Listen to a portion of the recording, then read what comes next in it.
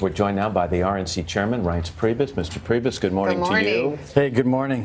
I want a sense of what it was like last night. I just give me some of the color behind the scenes. What was going on? Well, obviously, when we started out in the exit polling, I think a little concerned about what we were seeing. But like all elections, you get that exit polling, and it's like to me, it's like pure poison. Everyone starts chasing it down. You don't know how scientific it is. You know what your voter scores say, you know what your modeling says, you know what your vote count is, you feel good about that, and then those come into play. But we just kept our head down, and I think as a team we just said, forget about that, keep your head straight, we're going to do our job, let's not get down and move forward. And we did, in state after state after state. Donald Trump and Mike Pence delivered. We delivered on the plan. That team did a great job, and I was just honored to be a part of it. Can you share at all what Mr. Trump's reaction was? I mean, were you there in the room when that moment happened and it dawned on him, hey, this is real. This is happening. I'm about to be elected president of the United States. And I've said this many times to people, the Donald Trump behind the scenes, one-on-one, just like this, is the guy we always wanted America to see. It wasn't necessarily the guy that the media portrayed, but it was the guy in private that we knew was the guy that could be a great president. Maybe it wasn't the guy he portrayed either. Do you think that you're going to see a different side of Donald Trump? Well, what I was going to say was he was steady the whole night through. He never got over. He wasn't high-fiving and acting. He knew and he understood what it was to be president of the United States. And even preparing for that speech last night, he knew he wanted to deliver a calm, measured response, and he did it. Let me ask you the bigger picture question, Reince. The people have described this as a reinvention of the Republican Party.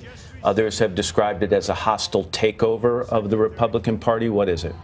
Look, I think in some ways it was a realignment of the Midwest. I mean, there's a lot of people that feel like they were left behind.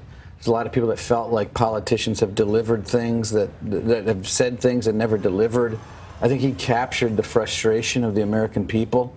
But I think also Donald Trump understands that he made a commitment, and he's going to deliver on that commitment. And I just have to tell you, I mean, just from my own experience, he gets it. He understands where we're at, and I think he wants to really deliver, and he wants to be a great president. A couple things. Your name has been mentioned as a potential chief of staff in the White House, having some role in the White House.